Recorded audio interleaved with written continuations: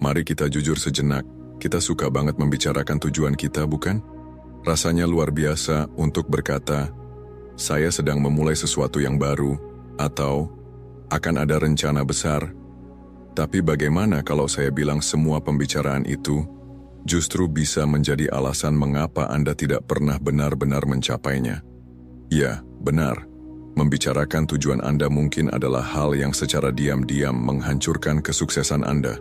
Hari ini, saya akan memberikan cara-cara mengejutkan bagaimana itu bisa terjadi, hal-hal yang mungkin belum pernah terpikirkan oleh Anda sebelumnya. Beberapa dari ini akan terasa dekat di hati, tapi percayalah, ini adalah panggilan yang kita semua butuhkan. Langsung kita mulai. Anda mengundang tekanan yang tidak perlu. Pernahkah Anda memperhatikan, begitu Anda memberitahu seseorang tentang tujuan besar Anda, mereka tiba-tiba berubah menjadi pelatih pribadi Anda? Contohnya, Anda bilang ingin memulai bisnis. Tiba-tiba mereka bertanya, jadi, kapan peluncurannya? Sudah dapat untung berapa? Sudah punya rencana cadangan? Tenang dulu, saya bahkan belum memilih logo. Masalahnya adalah, begitu Anda berbagi tujuan Anda seperti menempatkan diri di atas panggung. Sekarang, semua orang memperhatikan, menunggu, dan jujur saja menghakimi. Dan bukan hanya teman dekat atau keluarga Anda. Tidak, itu juga rekan kerja dari 3 pekerjaan yang lalu, sepupu yang selalu berkomentar sinis, dan teman SMA yang merasa dirinya Elon Musk. Rasanya tujuan Anda bukan lagi mimpi, tapi sebuah pertunjukan publik di mana Anda tidak boleh melakukan kesalahan. Namun, ini lebih parah. Kebanyakan orang ini sebenarnya tidak peduli pada kesuksesan Anda. Mereka lebih peduli pada gosipnya. Apakah Anda akan sukses atau gagal total? Apapun hasilnya, mereka punya bahan obrolan baru. Brutal, bukan? Tapi itulah dunia kita. Izinkan saya bercerita. Beberapa tahun yang lalu, saya memberitahu semua orang bahwa saya akan memulai podcast. Saya semangat banget. Saya membeli perlengkapan, memilih nama, bahkan membuat desain cover. Tapi setiap kali bertemu seseorang, mereka selalu bertanya, bagaimana perkembangan podcastnya? Awalnya terasa menyenangkan, tapi lama-lama berubah menjadi tekanan.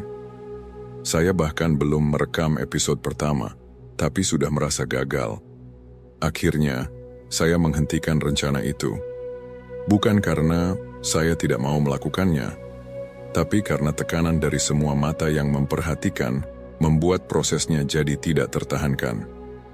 Dari situ saya belajar, tidak semua tekanan itu baik.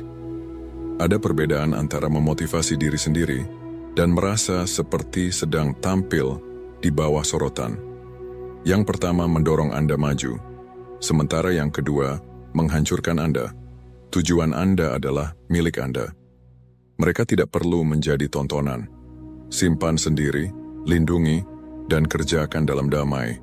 Karena saat Anda berhenti mengundang tekanan yang tidak perlu, Anda menciptakan kebebasan untuk gagal, menyesuaikan, dan berkembang tanpa takut dihakimi. Dan percayalah, disitulah keajaiban terjadi. Ketakutan akan kegagalan di depan umum melumpuhkan Anda.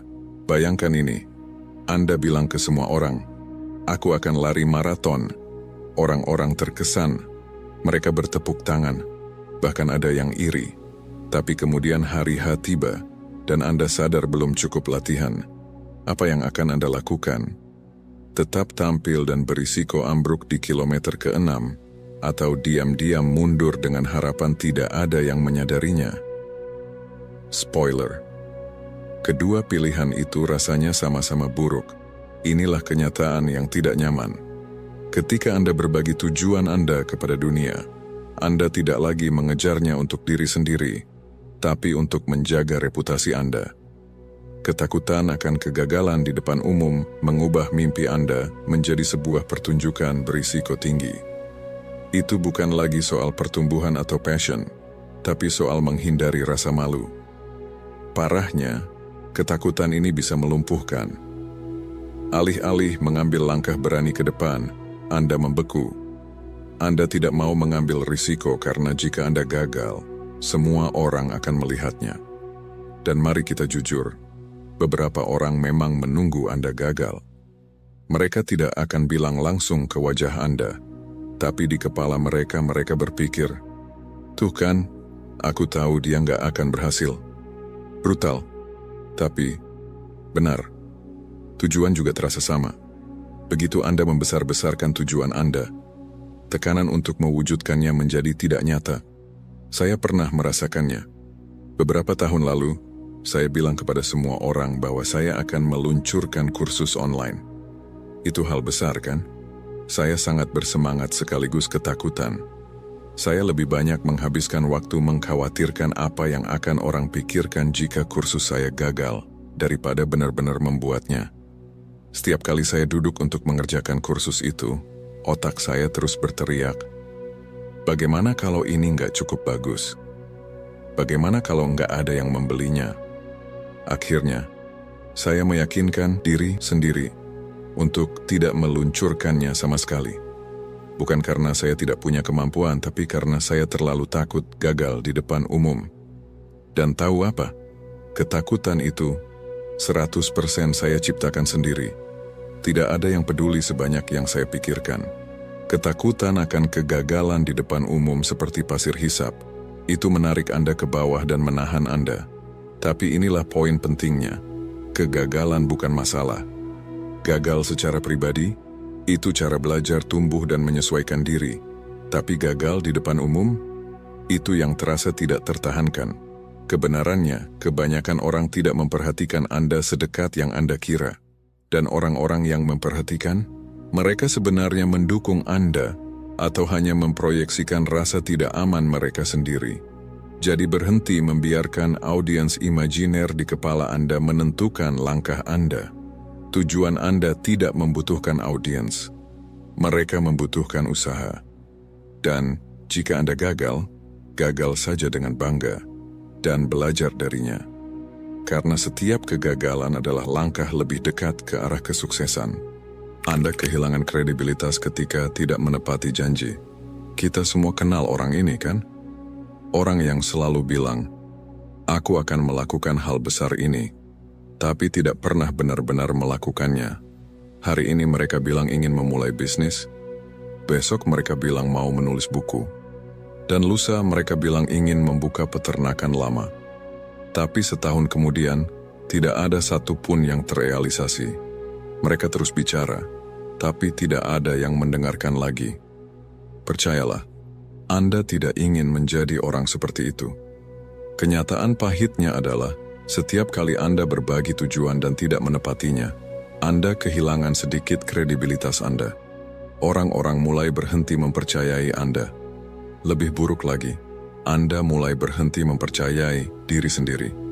Dan ini bukan soal menjadi sempurna atau mencapai semua daftar tugas Anda. Ini tentang pola. Ketika Anda terus-menerus membuat janji besar dan gagal untuk menindaklanjutinya, orang mulai melihat Anda sebagai banyak omong, nol aksi. Reputasi itu bisa mengikuti Anda kemana-mana, dalam pekerjaan, kehidupan pribadi, semuanya. Tujuan bekerja dengan cara yang sama. Orang perlu melihat tindakan, bukan pengumuman. Pendapat tak diminta bisa mengacaukan Anda. Pernahkah Anda berbagi tujuan dengan seseorang dan langsung menyesalinya?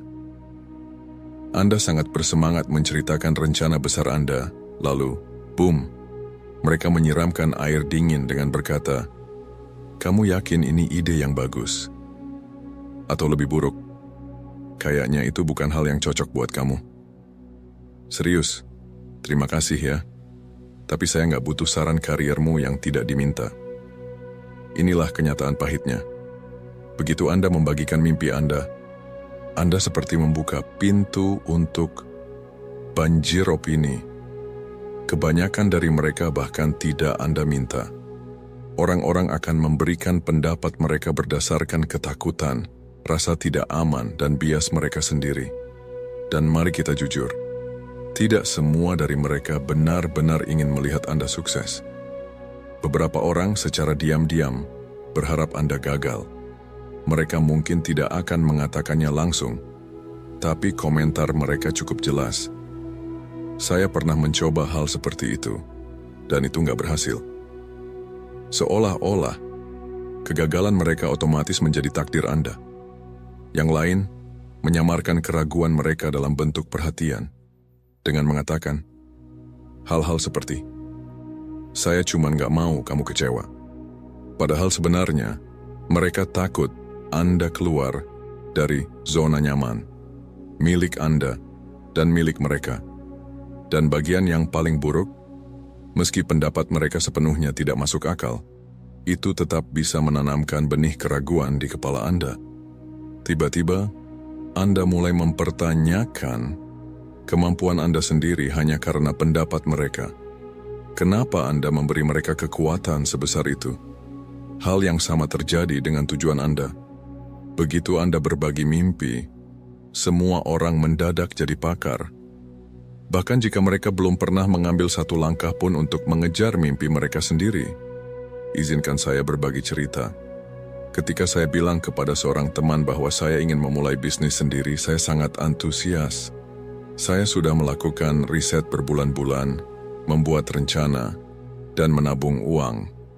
Tapi bukannya menyemangati saya, mereka berkata, "Bukannya itu berisiko?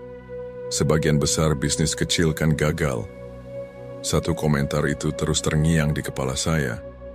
Itu tidak penting bahwa saya sudah mempersiapkan semuanya dengan baik. Semua yang saya dengar hanyalah, sebagian besar bisnis gagal. Komentar itu memperlambat saya selama berbulan-bulan. Saya terus merombak rencana saya, mencoba membuktikan bahwa saya bisa menghindari kegagalan. Akhirnya saya sadar, keraguan mereka tidak ada hubungannya dengan saya. Itu sepenuhnya tentang mereka.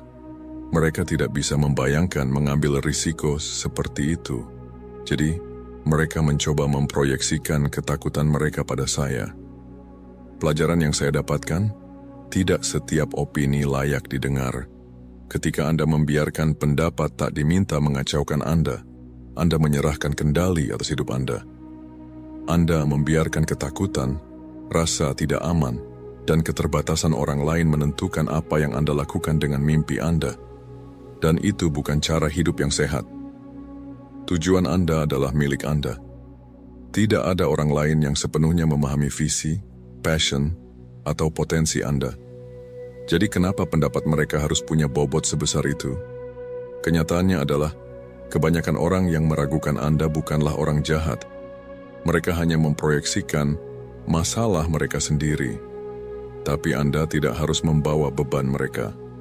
Sebaliknya, belajar untuk memfilter, terima nasihat hanya dari orang-orang yang telah berada di tempat yang Anda tuju. Abaikan kebisingan dari yang lain. Lindungi mimpi Anda seperti sesuatu yang sakral, karena memang seperti itu adanya. Dan ingat, opini satu-satunya yang benar-benar penting adalah opini Anda sendiri saat Anda bercermin. Pernahkah pendapat orang lain menggoyahkan kepercayaan diri Anda? Atau mungkin Anda sudah belajar cara mengabaikan kebisingan itu? Beritahu saya di komentar, karena ini adalah salah satu percakapan di mana opini Anda benar-benar penting.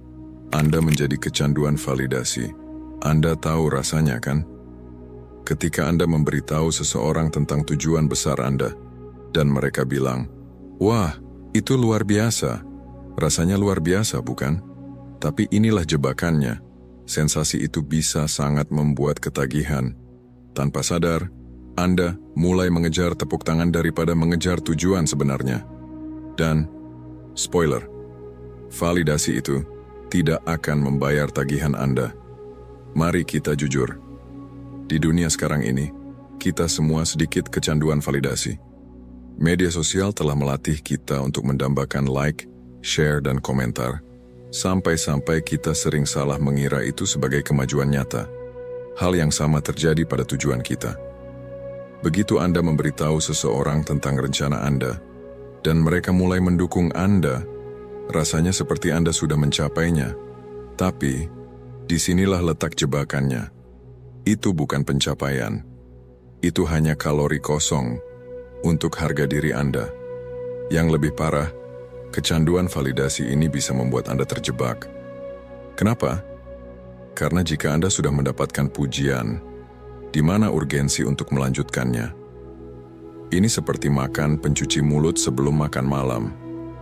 Anda sudah merasa puas, tetapi sekarang Anda kehilangan nafsu makan untuk kerja keras yang sebenarnya. Saya belajar pelajaran ini dengan cara yang sulit beberapa tahun lalu. Saya memberitahu semua orang bahwa saya akan menulis sebuah buku. Responnya luar biasa. Orang-orang berkata, "Wah, kamu berbakat banget. Aku nggak sabar buat baca." Dan, izinkan saya memberitahu Anda, saya sudah merasa seperti seorang penulis. Masalahnya, saya terlalu terbuai dengan hype, sampai-sampai saya berhenti fokus pada penulisan itu sendiri. Setiap kali seseorang bertanya, bagaimana progres bukunya? Saya akan memberikan jawaban yang kabur seperti, "Oh, kamu tahu aku sedang menyempurnakan kerangka ceritanya." Terjemahan, saya tidak menulis satu kata pun dalam berminggu-minggu. Validasi itu terasa begitu baik sehingga saya mulai menggunakannya sebagai pengganti kemajuan nyata.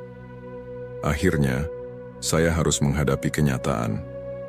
Saya kecanduan ide menjadi seorang penulis, tetapi saya tidak benar-benar melakukan pekerjaan untuk menjadi seorang penulis. Inilah kenyataannya.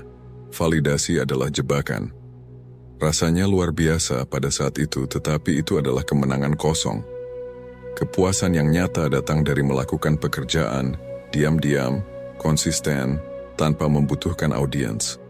Ketika Anda mengejar validasi, Anda menyerahkan kekuatan Anda. Anda membiarkan reaksi orang lain menentukan bagaimana Anda merasa tentang diri sendiri. Tetapi ketika Anda mengejar hasil, Anda mengambil kembali kekuatan itu. Anda berhenti membutuhkan tepuk tangan, karena Anda tahu, jauh di lubuk hati, bahwa Anda sedang melakukan pekerjaan itu. Dan itulah yang penting. Jangan biarkan tepuk tangan mengalihkan perhatian Anda dari kerja keras. Karena pada akhirnya, tidak ada yang mengingat orang yang hanya membicarakan tujuan mereka. Mereka mengingat orang yang mencapainya. Pernahkah Anda terjebak dalam perangkap validasi? Apakah itu membuat Anda berhenti membuat kemajuan? Atau apakah Anda berhasil melampauinya? Beritahu saya di komentar. Saya ingin tahu bagaimana Anda menghadapi hambatan licik ini. Bagi Anda yang telah mengikuti hingga saat ini, silahkan komentar filosofi hidup stoik, agar saya tahu Anda telah menonton video ini hingga akhir, dan saya juga akan meninggalkan beberapa konten yang mungkin Anda sukai. Sampai jumpa.